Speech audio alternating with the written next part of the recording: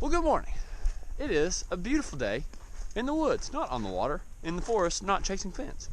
We're at the lease this morning, doing a little bit of just a winter fun day. Mose and I say we, talking about the main dog, big dog on campus. But anyways, this is one of my favorite things to do, is just come out here in the wintertime after deer season and walk around. We're gonna do a little bit of rabbit hunting once we get out here to the big field. Do some squirrel hunting if we stumble across them. They're both still in season, and it should be a fun time. I'm terrible at finding sheds, and I've never hunted rabbits, so we may not be very successful at what we're coming out to do today, but it'll be fun. There's a little bit of snow on the ground still. Some other things I'm hoping to accomplish are figuring out some good places where these deer will bed late season, because I'm thinking whatever the thickest cover is that we find today in the middle of February, that's going to be where they want to bed at the end of December, January, late season kind of stuff. So finding bedding, should be able to find a couple sheds, and then pulling our cameras. So my uncle, he leaves a couple cameras up all year. I'm going to pull mine because we're probably going to end up doing some summer scouting in some other states where I'm going to want to stick some up at. But yeah, it's just going to be a fun day. I'm hoping there's more snow in these woods than I thought there would be when I was driving in. So if we can use the snow to find some big trails and find some bedding and maybe some actual beds, make them easier to see, that would be nice. But I've gotten on a little kick where I've been wanting to do some rabbit hunting. Never done it before, really. So we're gonna go out here to the big field, see if we can. She's not a rabbit dog. That's not why she's here. She's just gonna not have a clue what's going on. But there's a couple places out here. I think there'll be some. I'm also probably not going to be a very good shot, but we'll see. I like to play it down. I like to play our effort down to where if we're successful, it's more of a surprise than anything. But do some walking, get our steps in today, and if we find some sheds or come across some squirrels and rabbits, it's even better. This is one of those days you just love to be out walking around. Figure we'd bring you along, and maybe we can learn something about deer bedding, especially late season. So yeah, that's the plan. Let's go.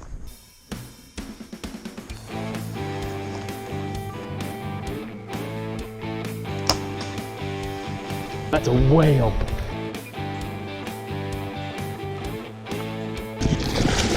I'd really started getting stressed. That's like, oh my gosh. Tickled to death. How's that to start your morning? So this is how unprepared I am. I've got 2 pieces of 1-inch long Scotch tape holding this camera to the end of the gun because I forgot my chest mount. And when I grabbed tape, thinking I'll just tape it to the gun, I didn't realize that the Scotch tape was out. So my plan is, we've got these little pods of pine trees and a couple little cedar trees. I'm gonna walk around them, but this finger you see down at the end that runs out to the middle of this field, that's where I'm really thinking I might have a chance to run across some. If the field hadn't been cut back in August, just like totally cut down low, we might have a better chance of there being a bunch of rabbits, but I bet there's still gonna be some around this brush. All right, here we go, Mo. There's gonna be one in here somewhere.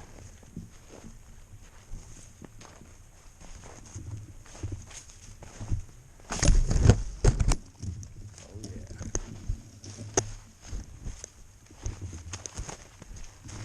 Ooh, that's good. You know, from the 10 minutes I've spent watching videos on where rabbits should be.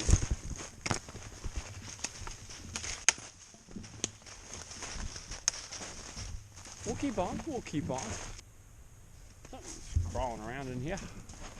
There's an old wooden ladder stand I've never known was here before. And this Peter Wax. Oh well, that was a bust. Alright, so we haven't found any sheds yet, but this is the kind of spot I'm looking for. So you can see how thick this is. I mean, imagine how thick it's going to be if there's any leaves still on this stuff. But the stem count's really high. It's a south-facing slope because this whole side's got a lot more snow that hadn't just warmed up yet like this hill has. So when we were coming in, I really think we jumped one out of here. But the field walking in, there was a ton of tracks that lead back in here, and it's real thick. And I know it's good bedding because I spook deer out of here a lot, and I always catch deer slipping in and out of this like middle of the day, even early season. So it's a spot, it's kind of hard, it's really hard to hunt, but I know that they bed back in here. And so this is one area that I knew existed, but want to walk through. This is the kind of spot I'm looking for. Really thick, the sun's gonna warm it up first thing, and they're pretty protected. They're hard to get to and them not know it. And so I could be wrong with this, but I think Mosley's standing right in the tracks right now. So we had some tracks leading right here, what looks like there's at least one bed, maybe two, just up against a couple of these little saplings, going right off down into the bottom. And then right over here, looks like we had a second one. This is where those tracks were leading to, so I'd say they spend a decent amount of time in here. But a couple beds. Keep looking. This is just some of the stuff I think is cool. Got this old rock wall, runs a pretty long ways down through here. Who knows how long that's been there. And then right below it down here, you've got a little spring that Mosley is a big fan of.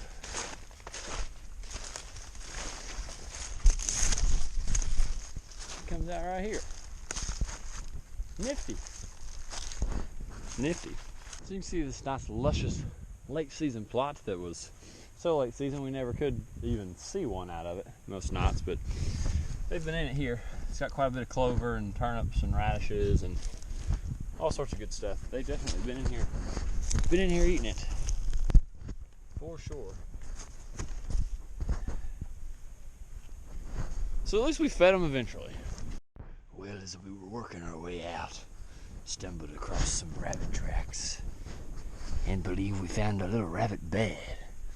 Looks to be a large animal, a mature animal, and it seems as if the track's heading about this way. I've lost him. There's a rabbit track. There's a rabbit track. We're gonna see if we can't stalk this animal. Sneak up on it. Think there's one near. Okay, on a serious note, there are a ton of rabbit tracks right here. A bunch. And they happen to go all over. I'm just gonna keep kicking these trees, seeing if I jump one. Then we're just gonna start blasting. All right, so this is a spot that I'm really excited about. I've checked 4 or 5 other cameras. I have not seen a rabbit or a squirrel, but this is a spot I found at the end, like literally my last day hunting out here last season. And you've got this big long point. We've killed and seen quite a few deer up on top of this point, and we know they're coming from the creek down the bottom. When I went exploring, you've got a lot of really thick cover. You've got a couple fingers. You've got some pines and some cedars down here. You've got another finger that runs right over there, makes this little bow, this little indention. And I found this huge scrape that's still active. I mean, they've kept it really clean. And stuck a camera up on it. Hopefully that camera's not too high. Now I'm looking at it, I might have messed up. But this is a really dang good spot, I think. It's a perfect place for these bucks to bed. Either on these 2 points, this point I'm looking down, or this point over here. Because we know they end up top, and really there's only so many places that they can come from down here. So if anybody's ever used this, or something like it, let me know what you think about it. This is bag-a-buck, or bag-ar-buck, that's what it looks like. My uncle sent me with 2 of them. It's just a mineral drip. Apparently when it rains, it'll just slowly release minerals, create a mineral site. This may be a terrible place to put it. We wanted to put one in this general area. I just didn't want to get it way down in the midst of all the good stuff. But it's pretty close to one rub from this year. There's another one just right down there on those trees that's shadowed, and there's a couple more that just, I mean, they just follow and just run up this ridge. That scrape is just about, I can see it, it's probably 30 or 40 yards down the hill from it. So, I don't know, something to try. Stick a camera on it, let it sit for about 8 months, see what happens. All right, so squirrel hunting, not surprisingly, was a bust. Rabbit hunting was a bust. Shed hunting was a bust. But I think I figured something out. And it's not, now that I really think about it, it's not particularly surprising. It is a little discouraging. But we don't have deer in the wintertime. That's what I'm coming to the consensus of. Because about mid-January, early January, just the number of deer that we're seeing on the cameras, it just falls off the face of the earth, and it's just nothing. Like a deer or two a week, or at least every 3 or 4 days, there might be a deer coming by. And I think all that's happening is just that all the acorns are finally gone. We didn't have a whole lot of them, a whole lot of food plots for them. The ones we did were getting drilled, the radishes and the turnips and the clover, but they're on the other side of the property. This side of the property that I'm leaving right now, no food plots. There's a little field that we'd gotten a couple of pictures of like 8, 9 does at a time in it, but there's just not deer, and there's a lot of ag around us, and I think they just suck out of these woods once the acorns are gone. And this year, it seemed to me that they were eating acorns for a lot longer than usual, because that doe that I shot at the end of December, I don't remember what day it was, the 20th or 22nd, somewhere in there. When I went to field dress her, I checked her stomach, and she was plumb full of acorns. I mean, it was like sandpaper gritty. So I think they've got them for a lot longer than I realize a lot of times to eat, and so that keeps them around when we don't have good food for them. But they're just not here. I did see the one buck that I'd been getting late season, one good 8-pointer. He was a 7. He busted off his G2 on his left side. He showed up on February 6th. So he made it. He's alive. But that's about it as far as the bucks go. So it's a couple that had lost their antlers.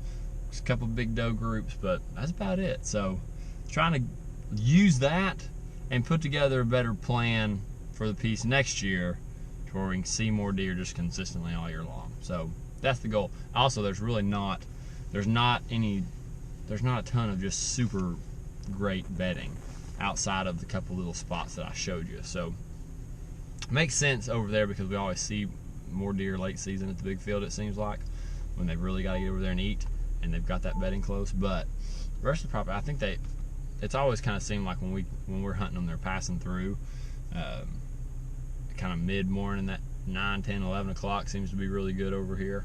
I think just because they've gotten far enough away from where they bedded at, or they're far enough away from where they're going that they've still got some traveling to do, and they're traveling through us. So anyways, things to consider. Mosley is pooped. She's absolutely tired. She was over about an hour ago. But now we're going to go meet Lucas and Mackenzie, the soon-to-be Mr. and Mrs. Pruitt, in Murfreesboro for Texas Roadhouse, because my wife's not here and she's allergic to peanuts, and I love Texas Roadhouse, but I never get to go.